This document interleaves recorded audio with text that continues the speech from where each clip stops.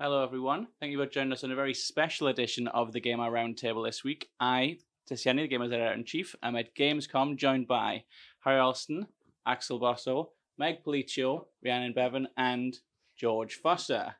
We are not quite live at Gamescom, because Gamescom is very, very warm. We are live at a hotel room at Gamescom, because this is the best place to shoot without melting. Very, very warm. Still It's quite warm, yeah. hot. Yeah. If you've been watching the channel, you'll have seen we've already done our best games of each day. We are going to chat a little bit more about those today, but also a little bit of the Gamescom experience in general. Because I think Gamescom is an odd show. There are some of the shows around gaming where they're really just about the showcase. You know, when the Game Awards is just about what Jeff shows off. And then things like PAX and EGX, they're mainly about what the press sees. There's not as much kind of public stuff, or there is only if you have a ticket, but Gamescom, because it has Opening Night Live, kind of broadcast around the world, and there's lots of little things that we get to see behind the scenes. And it's not always the big game. I think we've all discussed this off camera. It's not usually the big AAA games that, you know, the masses are excited about that we tend to care about. We tend to find a lot of weird games, a lot of more interesting games that are out and about. So just wanted to have a little bit of a chat about that, really. It's my third Gamescom in a row. This is different to the other two. First one was COVID, so it was quite empty.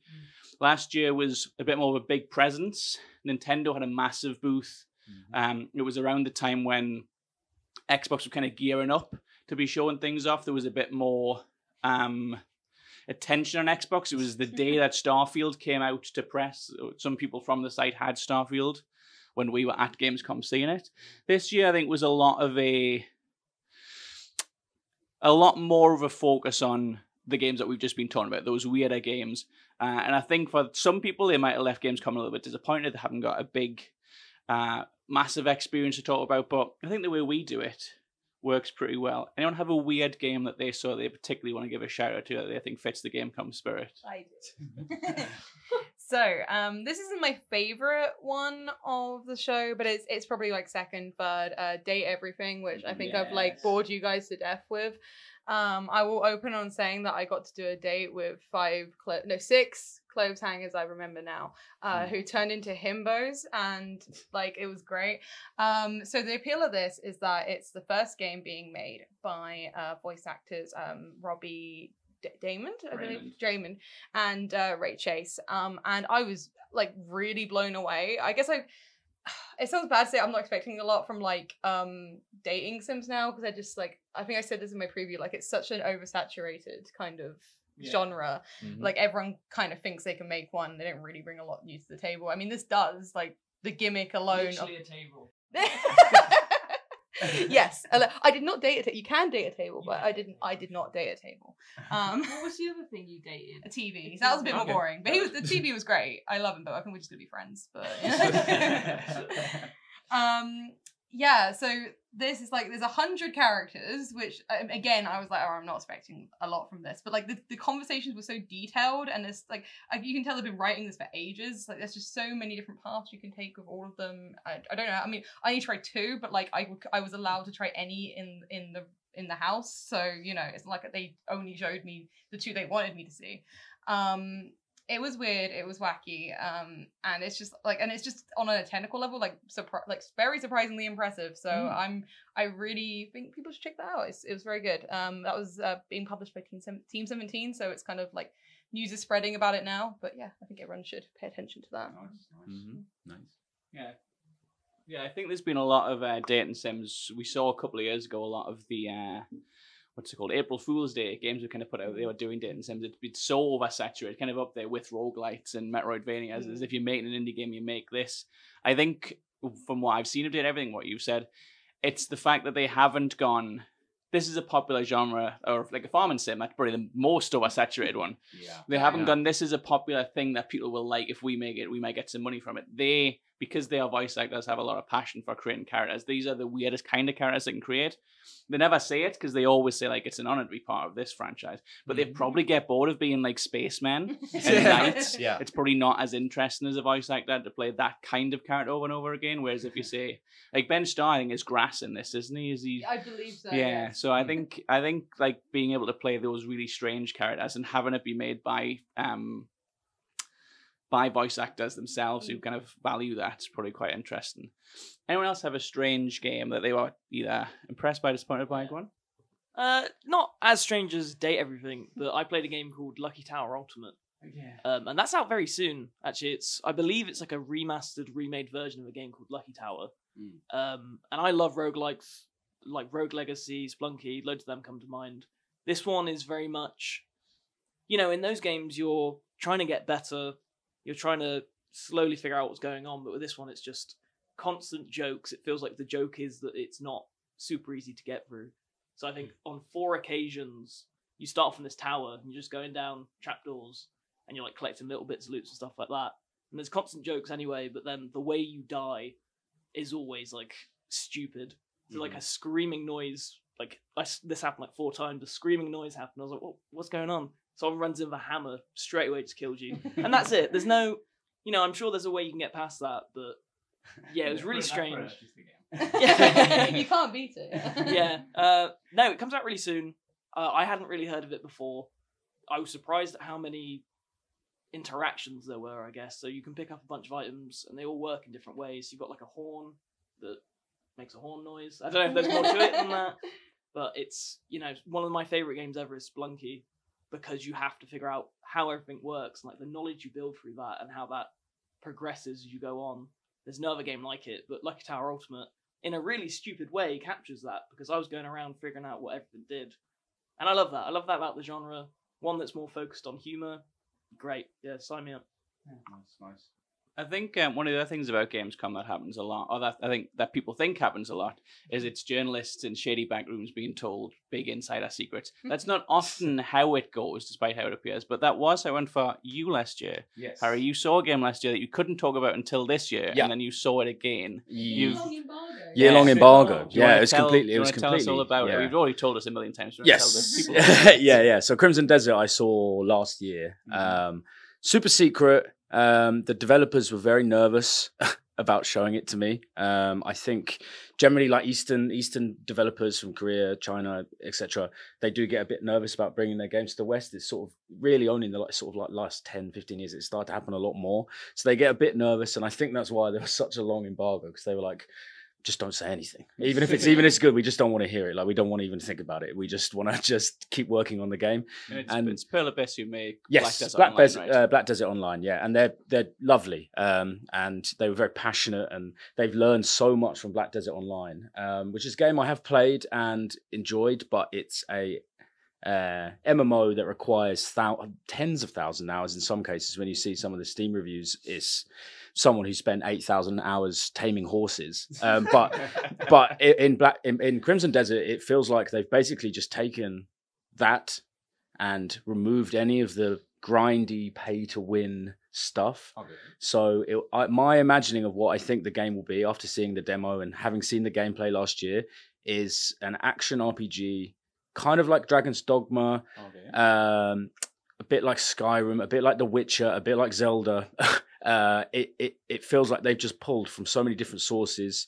You'll have life skills. You have to do fishing, play mini games, tame horses. Of course, that's they've drawn so much. So if you play Black Desert, I imagine some form of that will be in Crimson Desert, which means they have a decade of game development that they've ported into a single player game, updated the engine. I think it could be just massive, absolutely massive, if they can pull it off. The gameplay demo that we played at Gamescom was just brutal. I died several times. I know the head of the European PR there quite well, and the first thing he said when I went in there was like, it's hard. all we've heard all morning is that it's really difficult. I think they ended up cutting down their playtime from an hour to like 15, 20 minutes because people would spend quite a lot of the time just dying repeatedly over and over and over again. So they were like, okay, let's maybe kind of slim this down. But from the moments that were good in it, were really good. It was definitely the game of the show for me. And I can't wait for them to show people the open world, because I think that's what people are waiting for. So yeah, you didn't see any of the open world, like the horse trick? No, none of that. I did last year. That was what they showed last year. Right. But since then, the gameplay has been optimized a lot. So last year it was a bit sort of, a bit rough around the edges, some frame rate issues and stuff like that. But this time with all the combat and stuff, obviously they'd spent. From what I saw last year, it basically looked like the game was was ready. Like it looked like it had everything that you could do, you know, flipping between all these different biomes and cities and riding around on a horse, going fishing. They showed me it all being played with a controller. Like it wasn't like a, you know, some kind of sneaky press build. It was just the game, which makes me think that they've spent a long time sort of just refining it and optimizing it, and that also helps because it didn't have a, you know, it didn't have an embargo, you know, I couldn't talk about it. So for them, it's perfect. They don't have anyone asking them and nagging them and being like, hey, when are you going to release this? When are you going to release this? And I really think now, when are they now they do. Yeah, I think it'll be out next year potentially. They have not released a public date. No public date. I think post Gamescom, I think we're going to see more stuff at the Game Awards. I 100% there'll be more stuff at the Game Awards. I imagine that's when they'll start showing off more open world stuff. We've got TGS as well, with them being Chinese developers. They could have a bigger definitely. I presence at think TGS. G-Star, I can't remember when G-Star is either, but I think they'll show stuff at G-Star, which is obviously like the Korean Gamescom event. And then I think, it will be set for a release date 2025. Maybe, who knows? I mean, games of this size, like it's so hard to say. They might say no. And I prefer it if you just wait and, you know, get it all done and finished and as best as you possibly can. But I think they're going to start really pushing marketing from now. So I expect sometime next year, but again, it's hard to say. Yeah, I think that's been a big factor of partly probably why some people maybe feel this has been a bit of a down year for Gamescom. Not down as in terrible, just as in a bit of a lower year, because teams aren't showing up and saying we've got a game coming out in 4 years. They aren't putting markers on that. Life is Strange was revealed at Summer Game Fest. It was playable that game. I played it at Gamescom, and then it's out in October, something like that. Yeah, it's out later this year. So like that's gone from revealed in the summer, playable at the very next big thing, and then it's out before the end of the year comes around. So I think there's been a lot of like that kind of thing. Yeah, it's interesting as well because I was reading about Greedfall 2 today, saying, you know, since Baldur's Gate was really successful with its early access, I think developers also, you know, having these set release dates and this big sort of thing, not necessarily always the best way to go, depending on how they want to develop it. You know, working with the community and getting feedback and stuff like that. I think it might change in the future. Obviously, the big titles I think they just come out, and you know, your Star Wars Outlaws, your GTA 6, Assassin's Creed, all that stuff. But for these other types of games, I think developers will start opting more for just a prolonged sort of period where, you know, they refine it with the players. I think so. Yeah, I think early access gets more players on board, and I think more devs are seeing it as a bit of a tool to use. I think it used to be reserved for very specific games.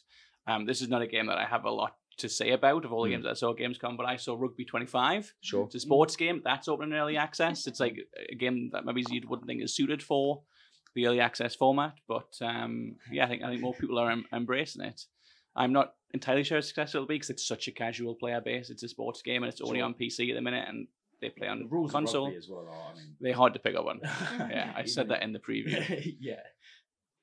Right. Well, actually, another thing that we often do at Gamescom that two of you did. I'm actually, as I say this, not sure if they're embargoed, so we'll see. I know Meg's is not. One of the big things you get to do is you get to chat to lots of very interesting developers. I know you two had a chat with a lot of indie devs and some other big ones. Meg, you had a chat with your old friend, Yoshi P. I think this is the 4th or 5th time you'd spoken to him, and the best thing about that is I didn't know which developer you were going to say when you said old friend. Yeah, I was like, is it going to be Charles Cecil? As well. Yeah. Well, the thing that interested me with Yoshi P is you told us something, and we all went, "Why would that be in Final Fantasy?" And you actually talking about he was just chatting about real life. You got him answering some existential questions for you. Yeah, well, I've been obsessing about Living Memory, the area in Dawn Trail, for ages, to the point where you guys have all heard about it, and you haven't played it. In fact, at Gamescom, you know, between like the PR and other Final Fantasy players, it's come up a lot. We've had a lot of like discussions of like we're not all on the same page, but I think that was the whole idea of it, of kickstarting this discussion on what is real life. You know, if it's like because they're digital, digital. Do you want to give a brief explanation of what this thing is? They're like digital ghosts, right? Okay. Basically, they're like an upload of someone's memories, right? And they're living their lives in this area, and you know they're like falling in love, and you know they're doing things, and for all intents and purposes, that you know they seem like real people, but they're not souls. They are just the recreations of someone's soul based on their memories that were digitally saved.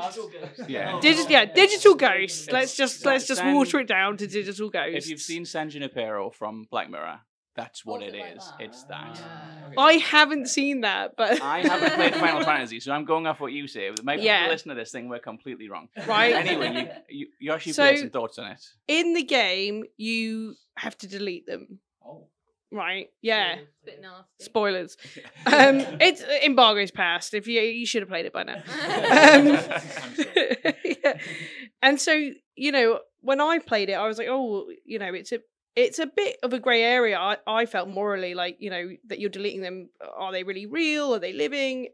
And I've been obsessing over it. So naturally, when I got to speak to HP, I asked him about it. Yeah.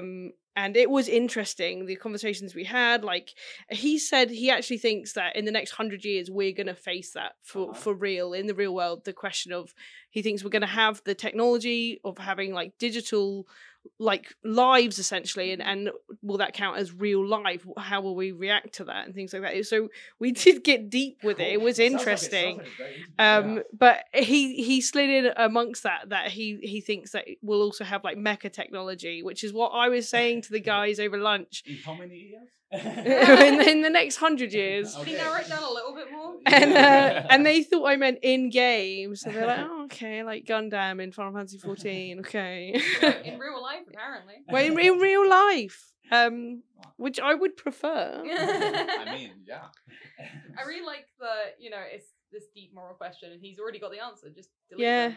Yeah. I was really lucky with that interview though. Like, he gave so many hints about future content. That I think I broke the word count of any interview I've ever done. It was worth it. You know him quite well at this point, I guess. So. I mean, I know him quite well. I don't imagine he knows me as well. He's probably like, blue-haired journalist again. Yeah. Yeah. His translator is on first name basis with you. Like, his translator does recognize you. I think. Yeah, but then I stand out. That's true. Yeah. That's true. That's fair. Normally, like, I embarrass myself. They're like, oh, is that one? Is that one? Axel, you had an interview as well. I'm actually not sure if it's embargoed, so we'll cut it if this bit is. Don't worry. You spoke to Suda. Yeah, I speak with Suda51 and with Mikami-san. I also had an interview that I didn't know I was going to have. We was with the creator of Slitherhead, which is also the creator of Silent Hill, Siren, big one. Gravity Rush, and those were like two of the most interesting interviews I ever had. With Keiichiro Toyohama, we spoke about his childhood.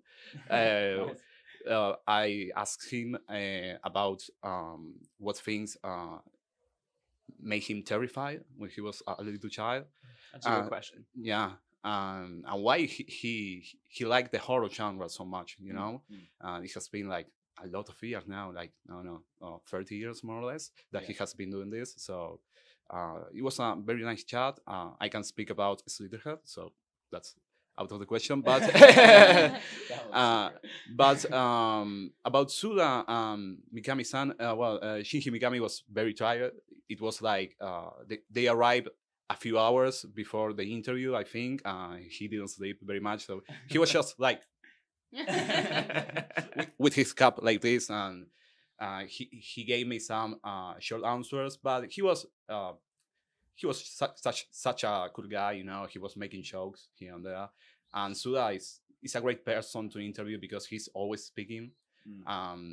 Sometimes he was speaking with the translator, and the translator said something, and then he went back, and I was just waiting here like, okay, this will be great, you know? And then, I don't know, it was a joke about Mario and Peach. Like, Suda asked me, hey, what do you think about their relationship? Are they in love, or are they just friends, you know? We have like a lot going around that topic, and it was very fun. I asked him about going through hell for someone you love, and he gave me a very good answer.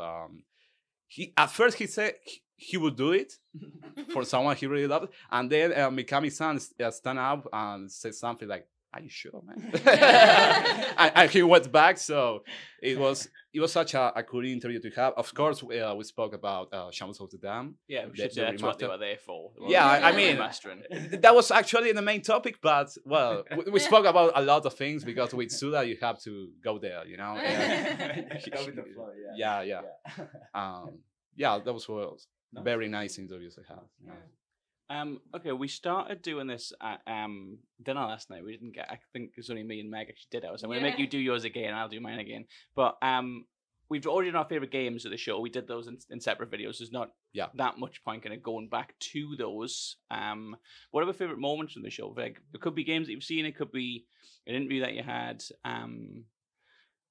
It could be being on the public floor in the indie booth when there was 1 million people crammed into one very sweaty little box. I have one. Go on. So I got to interview Alex Jordan, the actor. He is many roles. We were talking about his latest game. He's the sex noise in Baldur's Gate. I was leading up to that. Wow.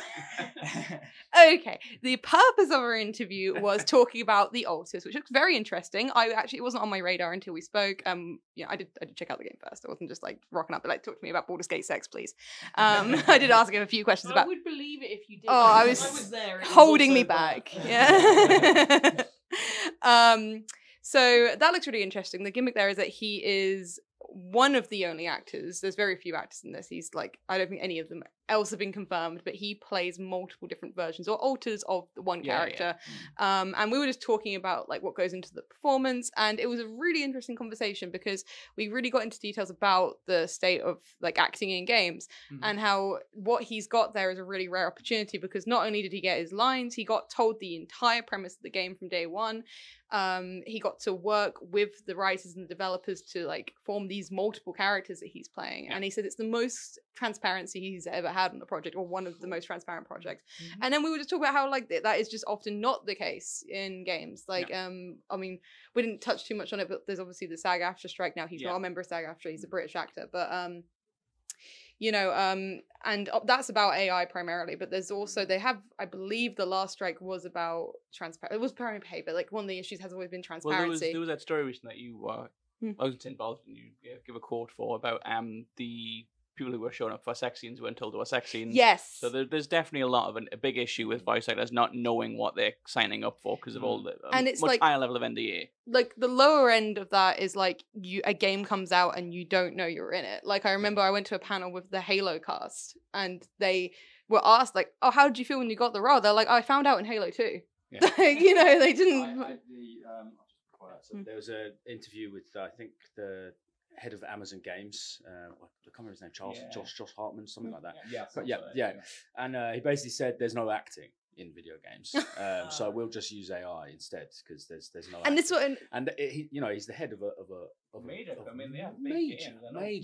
company who are pumping money into the industry at the moment in publishing new games as well.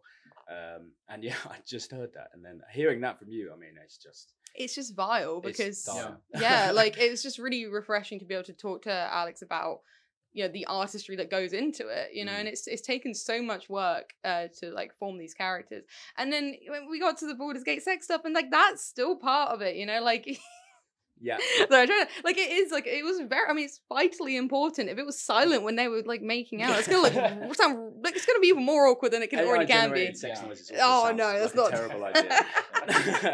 No one wants that. Like that was and then obviously but then so like the best case scenario, if you're not told, is like, oh, it turns out I was in an award-winning game and I have no idea. Worst case scenario is, as was reported recently, some actors are being told to do like intimate scenes without interview coordinators, not even knowing that they're going to do it. And then yes, exactly. So, you know, he was saying that he's confident that the industry is changing, going in the right direction, and he cites the Alters and Baldur's Gate 3 as examples of that because, I mean, Baldur's Gate 3, again, they worked with the actors to form those characters. I've interviewed a few of the actors before, attended like a bunch of panels for it.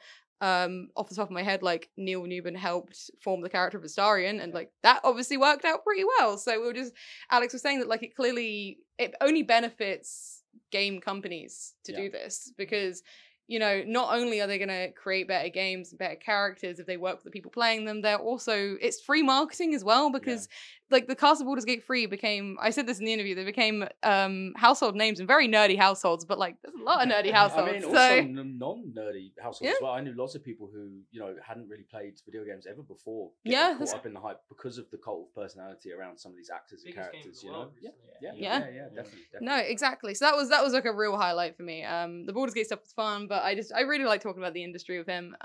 It was absolutely great. We do have an official preview of the Alters, not Reeves. We have a different one from our colleague Tessa Kerr, who's a features writer, up on the site. You can check that out. That was from a few months back. Can't remember where. That was a hands-on, wherever the Alters is made. Anyone else have a big moment they want to talk about from the show? Go on. Yeah. I hate to piggyback on the interview thing, but I got to talk to Jun Furutani, who's the producer on Dragon Ball Sparking Zero. I feel like I've talked about Dragon Ball Sparking Zero every day for the past year, probably. Yeah, just a little bit of a Dragon Ball fan. The interview itself was a lot of stuff that we kind of knew and stuff they couldn't talk about, but like his passion, his excitement for it, and I think my passion, excitement for it as well. The way we chatted to each other, you could tell. Like we both knew, we were both looking at each other like, yeah, Dragon Ball is good, isn't it? I did also ask him about OG and GT characters. None of you care. I care. But he just laughed in my face. So, Yeah, well, yeah. But it stung more coming from him. The best moment was that you met when he was laughed at you. Yes. Okay. What does that say about you, George? Let's not think about that. I don't even have a response. But yeah, very cool interview. That'll be up on the YouTube as well. Anything Dragon Ball is good for me. But playing it as well, I did play a bit more of the demo. It's kind of like the similar build that I had at Summer Game Fest. There's not much really to say. It's just continues to be fantastic and one of my most anticipated games in a really long time. Not even just this year. I can't wait. Cool. I'm not sure I'll live up to your expectations. Does anyone else want to talk about that? We may as well go through all of us. Harry, you've got the mic, so I'm going to throw it over to you. Sure. There are lots of fun moments. Like speaking to the indie devs of Axel was really nice. I think we spoke to some people who hadn't really had any press bookings or anything like that, and we sort of just turned up and we're like, oh, we're from the Gamer, and they're like, oh, okay, there was the Turkish game Aktuk. It's very hard to pronounce, but we'll have, with the video on it is already out, and we'll have an impressions piece on that as well, I think, because it was so sweet. The family run sort of, the brother and the sister and the uncle was there as well, I think, and they all kind of he was very and it was in all the. You don't see games from that region very much, from that period of history, so that was really cool. But yeah, all the indie devs were good. I think my funniest moment of the show was playing a game called God Save Birmingham, which was one of my super hits. It's an pretty detailed zombie survival game set in Middle Ages Birmingham from a South Korean developer, which is a completely it's a strange string of ideas there. But I remember right at the start, you wake up in a house and you're just wearing like a loincloth, and I accidentally took it off. And I just sat there, and the character just had like the most perfectly modelled, penis. So yeah, that was a funny moment. Penis zombie game was good. I'm trying to think if there's anything else from the indie devs. I mean, there were some nice moments. I mean, we recorded one interview with Beyond Galaxyland, and it was one of the first ones we did in the day, and we didn't turn the microphone on. And this guy had been working on the game for how long did he say? It was like 5 years. And we finished the interview, and we walked away, and we were like, there's no sound.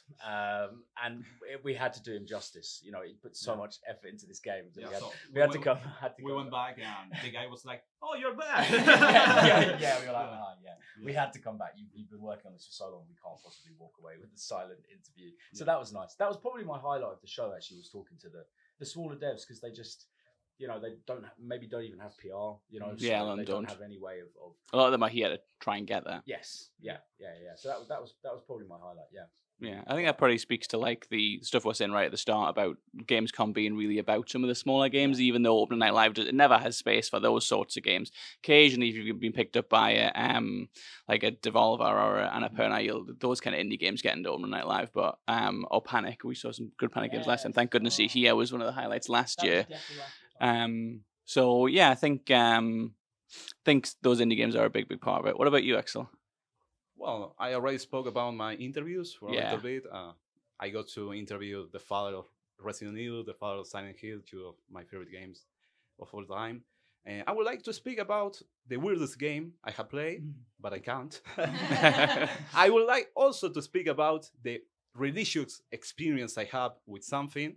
I can't. So, so I will just say that being here with you, it has been amazing. Like back in my country, there are gaming events, of course, but nothing like this.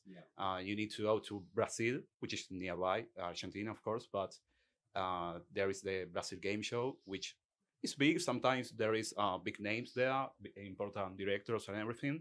But something like this, we don't have anything. All the experience about going from there to here, seeing the people. I mean, I have made interviews with directors, composers, actors, whatever, but having the person in front of you, it's definitely a different experience. Yeah, it's like really I'm thinking about that every day, every night before going to bed. Of course, there are some things that aren't all that lovely, like heat, the boiling hot heat. Yeah, I mean, Wednesday was great, but then Thursday comes and a lot of people starts coming in, and me and Harry were going to the public halls, and no, man, no. I mean, I don't like this at all. But then luckily Friday, I had a lot of appointments. Again, they were mostly in the private halls, so a bit more peaceful. Yeah, that was awesome. So yeah, that I mean, this is something that I will have in my memories for a long time. So I hope I can come back next year. So let's hope for it. Was way better than mine now. I like Dragon Ball. Yeah, I got laughed at and I like Dragon Ball, and Axel's pouring his heart out. But yeah, that's my answer too. Change it. No, sorry, on that quickly, I actually spoke to the organizers of Gamescom. That will be up soon. But we touched on that about how like so much of the industry is just like localized in certain areas of the world, and they are looking to open up. I mean, they did. Gamescom Brazil had a Gamescom this year. Exactly, they're doing one in Japan. Is it? Yeah. So like, I really hope we see that around the world, because I was talking to some people, because I live in Ireland, and I was talking to some Irish game devs at the pub last night, and was that a laugh? You bastard. Yeah, because no one else was at the pub, were they? No, George. At the pub. But we were just talking about how crazy it is that Larian have an office, a big one in Dublin. So many companies have offices in Dublin, although a lot of them, probably just there because of the tax reasons.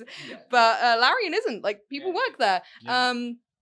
But how crazy is it that it was never covered by like the mainstream news there? Like the RTE is, to my knowledge, never covered it. BBC has, weirdly, but RTE maybe they have. But like, and then they were saying that like Larian was, or people like around Baldur's Gate 3 were like super eager to get that, and like the mainstream media there just didn't really seem that fussed. So therefore, there isn't really like, I mean, there's a lot of grassroots movements to get Irish game devs together, and like absolutely commend them for that. But like nothing on this scale, despite the amount of companies there, despite the fact that the biggest game of last year was made there, and other offices around the world, of course. But I really hope we see that change, because it is just not on really that we have to come here, we have to go to LA, we have to go to Tokyo, and like that's largely it, So, but Gamescom's only growing is another thing they were really eager to hammer home, that like even as E3 died, like, and they've got the numbers to prove it, like, so, so I'm not just doing free PR for them, like they can prove it. They doubled the audience size at opening night live.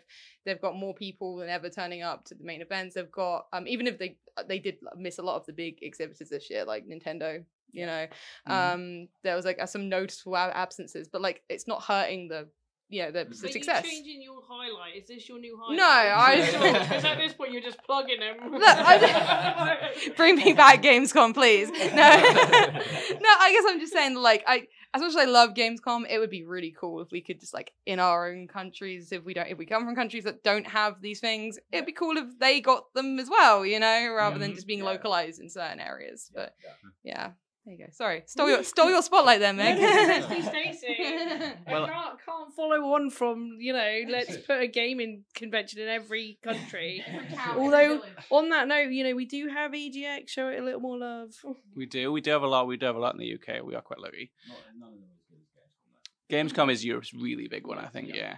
Well, my highlight really. I mentioned this last night. I've mentioned it really all through the show. I really like that we, especially the 6 of us at the Gamer, we do go and see a lot of the smaller games. We have pretty packed schedules where maybe half an hour, occasionally an hour appointments line up. We have free, but mainly between like 9 till about 5:30.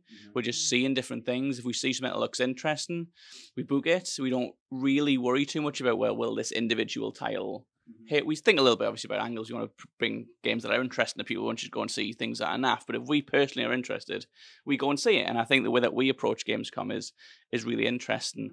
I guess I've mentioned that a lot through the show though. So very briefly, my kind of more individual highlight. I did a lot of VR games this year. I did a lot of VR games last year as well. I know some of you don't have motion sickness, don't enjoy VR as much. And I don't play a lot of VR at home anymore because the PSVR 2 doesn't have very many games. I don't really faff on with like the ones that come to Steam or Quest. I just like the ones that are on PlayStation console. I don't get to play as many, and I'm not going to buy another headset because I just don't feel I need 2 VR headsets in my life. So it's just really cool coming to Gamescom, getting to see a lot of the more unique VR game. We did obviously the Band Space game, and it's not something that I'm going to buy and spend hundreds of hours in the way I do with like RPGs and other games that I play. But it's always nice to see them and to see the medium growing and more sometimes more creative ideas, but also just a little bit closer to being, this is not just a good VR game, this is actually a good game.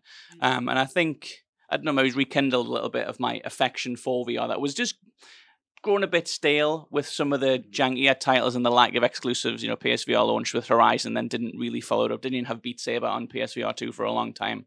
Doesn't feel like the medium gets that much love from the wider industry, even the people who make games. We were talking yesterday about Batman, obviously. Yeah. Huge booth. Big, yeah. When the VR booth had like 10 games in. Yeah. Gamescom gives VR more love, I think, than the general public, I suppose, which is nice to see. That's my personal one, away from kind of the more general game one. What about you, Meg? I know you told us yesterday. Is it bad that I don't remember what I told you yesterday? No, the reason I set it up like that is because I also don't remember it. I'm sure it was great, this highlight of yours. You can make up a new one now. Yeah, I'll have to just think of a new one. I don't know if it will be the same, but we were drinking when we did it the first time. Obviously, I played like some nice games. Like, you get your heavy hitters and you're going to enjoy them, like Monster Hunter. It was great. And I did get to interview some really cool people, so like Yoshi P again and Charles Cecil, who I love. Yep. And obviously Broken Sword. Yeah, Broken Sword. And I did speak to Holly Bennett and Ben Starr and Alex Jordan about Natural Six. All good. But like for me personally, and I've already driven you all crazy with this, the thing that I like that surprised me the most, I walked away from it and I was like, oh, I really want to play that. I really enjoyed that and I want to know more. Oh God, yeah. This was the one you mentioned. This is why I didn't remember it. It's such an odd highlight. This was probably what I said last night. Was Vice Undercover, the indie game. Oh yeah. Where it's set in the 80s. But with the internet. But with the internet. And it's like the drug cartels and stuff, and you're like a hacker for the police, and so like part of it's like you're in an office and you can explore this 3D office, but like most of it you're at a computer screen and it's like all old school. There's like a little paperclip knockoff guy. Yeah. He's not a paperclip. Clippy. Yeah, but he's called something else in this. I don't think he's a paperclip either. He's like a triangle. But there's different programs and you have to like minimize windows and you're hacking and you're like matching information and you little chats and stuff with your like police handler and stuff. And I found it so interesting. Using Slack. that's what I do. But there was some really interesting stuff. Occasionally Xana crashes. Yeah. So he was like saying that I can't remember the guy's name, but there was like some guy that hacked I think it was, oh my God, my memory's terrible, but it was either like some royals something or some prime minister. I don't know. When the internet was first around, the first guy to get done for hacking. Right, yeah, okay. I have expected Stacey to know it and be sorry. like, boom, it's this. Sorry. That is in there. So like that's a case and it's like got the information and stuff. That's and cool. There's apparently a lot of like historical Easter eggs like that that ties into it. And like the people in the game because there's like dossiers of people. Their photos, like a lot of them are like references or legitimately pictures of people who've made games and stuff like that. It was so cool. I wish I had more time with it. That's the one that I left where I was like, this is what I need to keep talking to people about. Have a release date? No. I mean, on Steam it says like Q4 2024, but I'm pretty sure they were like, it's more like next year. Yeah, there's a lot of games do that. They put stuff on. They don't like to put coming soon on Steam because that puts players off. So they put one on in the future and then they bump it down. And then by that point, people like it enough they don't care. But it was really quirky. I'm gonna obviously write it up and everything else. And the dev behind it was absolutely lovely. So I think that's my highlight. Yeah. That was probably my last highlight, and I forgot. I think it was. Right, well, I think that just about does it for our coverage from the game. Well, there's going to be some more stuff going up on both the YouTube channels, the TikTok, and obviously on the site itself. We've got a lot of stuff that, as Axel alluded to, is embargoed. So I know some of us have got dates up through September. So for a few, we don't. Well, we couldn't say if we did, but I don't think we have any for next year. October. But thank you everyone. Thank you everyone here and everyone watching at home or listening at home for joining us. Don't forget to visit us at thegamer.com, like and subscribe. That is The Gamer, no spaces.